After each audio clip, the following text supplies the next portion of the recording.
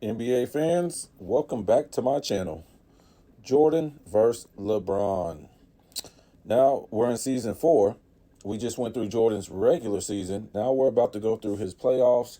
Um, we're still yet to go through LeBron's season 4, his regular season, playoffs, and finals, but we'll get to it. This is the season where Jordan was 1-9 before Pippen. And if you saw my prior video, Jordan was an all-time great in this season, the 87-88 season. Back-to-back, 100 blocks and 200 steals. 100 blocks and 200 steals. Never been done before in the history of the NBA. 35 points per game, over 3 steals a game, over 1.5 blocks a game. I mean, the man was on fire. And like I said, he the year before he put up similar numbers, but he didn't even win the MVP, which was a sham. Like I keep saying, because Magic won it, and Magic had Kareem, and Magic had Worthy, and a whole slew of other guys, and I'm not seeing that. Okay, so how can you be most valuable to your team if you did that? And like I said before, guess what? Yes, he had a losing record, but it wasn't because of him. And if I'm not mistaken, I think Kareem missed the playoffs and he still won MVP. So, and I think Westbrook missed the playoffs or he had a losing record or something. And he won the MVP. So that's just nonsense to me. Okay, I know Westbrook had a triple double, but Jordan just did something that no one ever did before. Scoring 37 points per game, 230 something steals, and over 100 blocks. Come on, nobody never did that. So for this year, he went crazy. He won MVP, Defensive Player of the Year, First Team Defensive. We all know what he won in the 88 season, 87-88 season, and he was the first one to sweep all the major awards. Pippen was his teammate, 7 points per game, a bench player.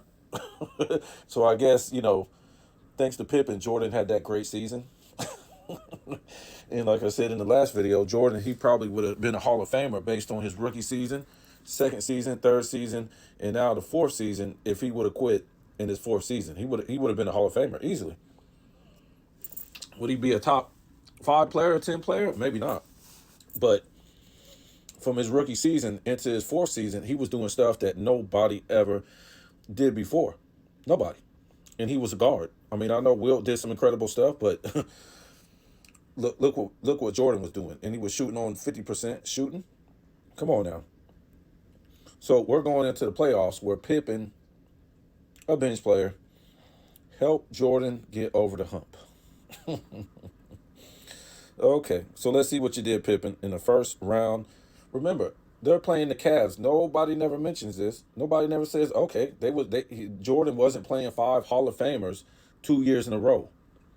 In the first year, when he was a rookie, he wasn't playing Sidney Moncrief, one of the greatest defensive players of all time, and Terry Cummings, who was all NBA, and he was an all-star. Remember, I mean, when Jordan comes in the league, all of a sudden he's a 10-year player. So we suddenly we think that what he does, it didn't mean nothing.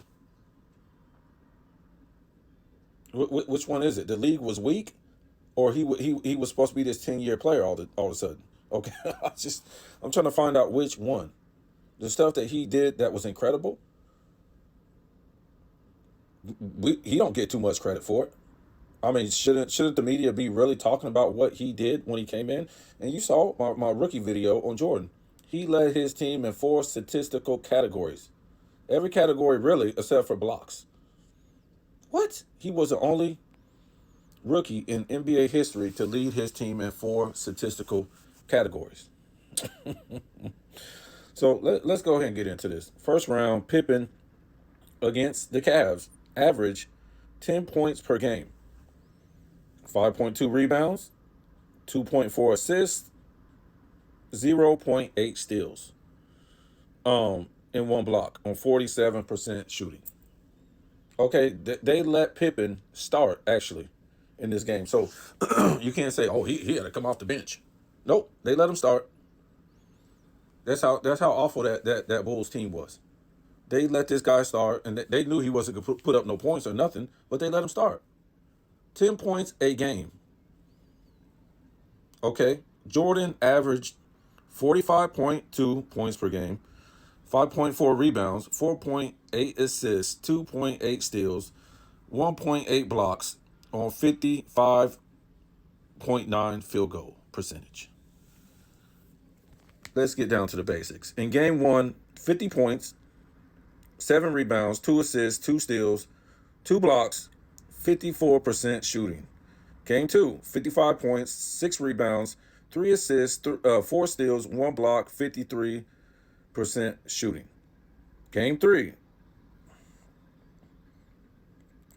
I think it says 38 points, 5 rebounds, 9 assists, 2 steals, 1 block on 48% shooting. Game four, Game four, 44 points, 5 rebounds, 4 assists, 4 steals, 2 blocks on 72% shooting. Game five, I think it's 39 points, 4 rebounds, 6 assists, 2 steals, 2 blocks, 54% shooting.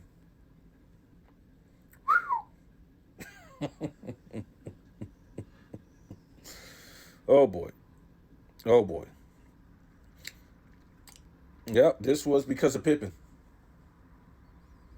This was because of Pippen. They got past the Cavs in 5 games. 5 games. Okay. So let's go to the second round because of Pippen. Let's show up in the second round against Denver. I mean, not Denver, Detroit. Pippen in the second round, he just got done saving Jordan. 9.4 points per game, 5.2 rebounds, 2.4 assists, zero point 0.8 blocks or steals, zero point 0.6 blocks per game on 45% shooting. Wow. And as you will see, as we go along down the line, in 89, 90, where was Pippen when it was time to play the bad boy Pistons? Okay, because we said Michael Jordan couldn't get past the bad boy Pistons. And if Pippen was the savior to get Jordan over the hump with his 10 points a game out of the first round, where was Pippen in the second round? Where was Pippen? In the next year, where was Pippen in the third round? Let's look at this. So the second round against the Pistons, 27 points, 8 rebounds, 4 assists, 2 steals, zero point 0.6 blocks on 49% shooting, which we can just say 50%. Where was Pippen? I didn't even see Pippen in the first round. Did you? That's the story right there. Pippen got Jordan out the first round. So what was he at the second round? Because he even did it. He did worse. 4 points in the second round against the bad boy Pistons.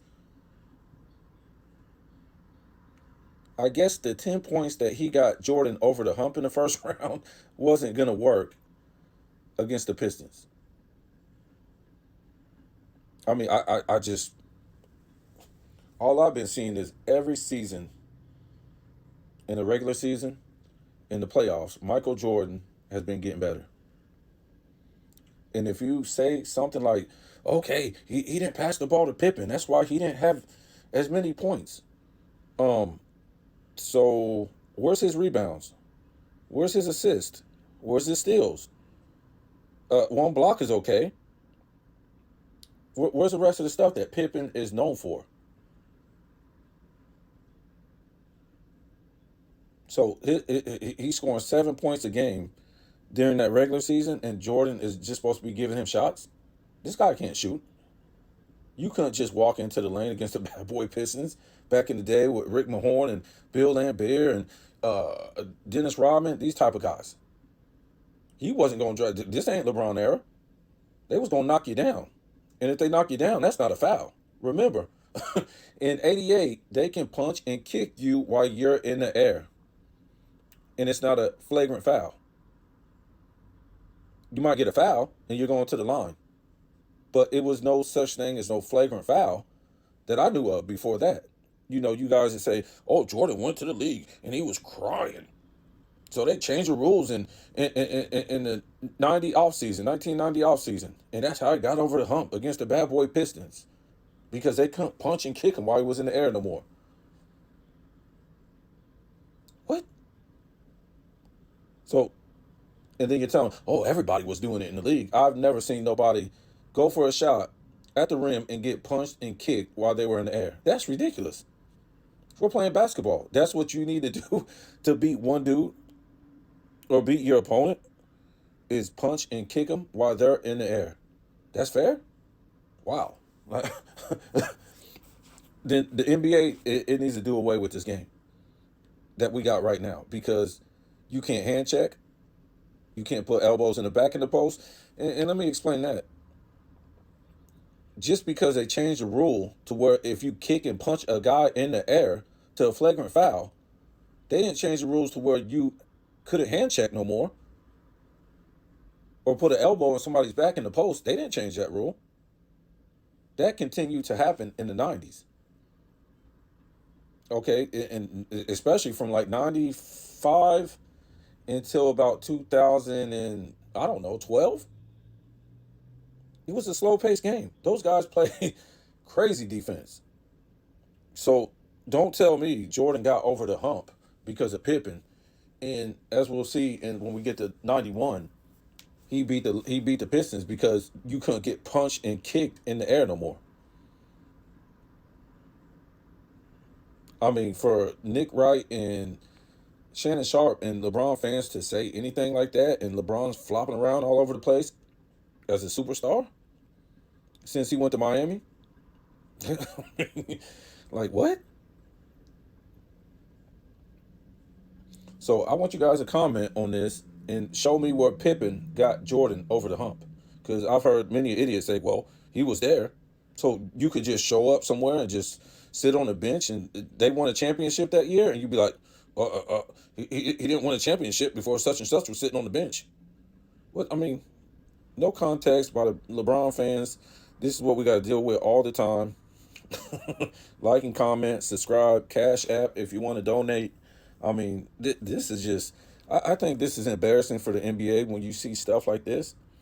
And this is what this channel does. We bring the stats, the facts, and the numbers. I mean, we're not going to do anything else but bring this to you. This ain't going to just be like talking without any facts. So, like I said, I think the NBA should be embarrassed to have people like Nick Wright, Shannon Sharp, that teach LeBron fans stuff like this just to, make LeBron's case look better. I mean, and we really didn't hear this stuff until like about 2016, I think, when LeBron won his third championship. So let me know. Yeah, make sure you're sharing these videos because we got to get this information out here. I mean, this really isn't a GOAT debate like a lot of people say, but if we just bring the numbers, we bring the stats and all this stuff, this is what makes a fake GOAT debate. Because if we put up Kareem against Jordan, it really wouldn't be it would be a GOAT debate, but it really wouldn't be a GOAT debate where it's been going like all this time. But because everybody knows LeBron's accolades and his championships, it really isn't a GOAT debate when we go, statistical accolades and championships in a short amount of time that Jordan did it. But because we're trying to put LeBron at number one and number two over Kareem, over Magic, and I'm going to tell you my top 5 of all time pretty soon. And I think everybody will agree on it that there's no way LeBron could be in the top 5 of all time. And the stuff that you're going to see that, proves it You can't refute it, because the people on TV, they're not going to tell you the stuff that I'm going to put up. You know, the LeBron fans, they like stats, they like numbers, but I'm sure when they see this stuff, they're going to try to refute it like they always do. But 99% of the people, they're going to agree. We can't use longevity records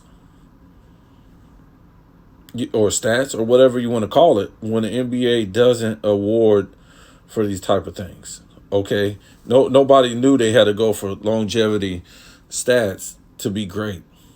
Before that, people only knew statistical titles and championships.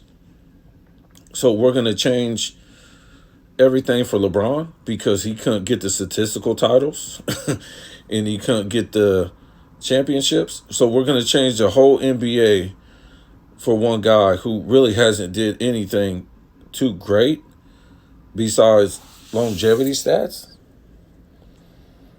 So go ahead and comment, like, tell me what's going on.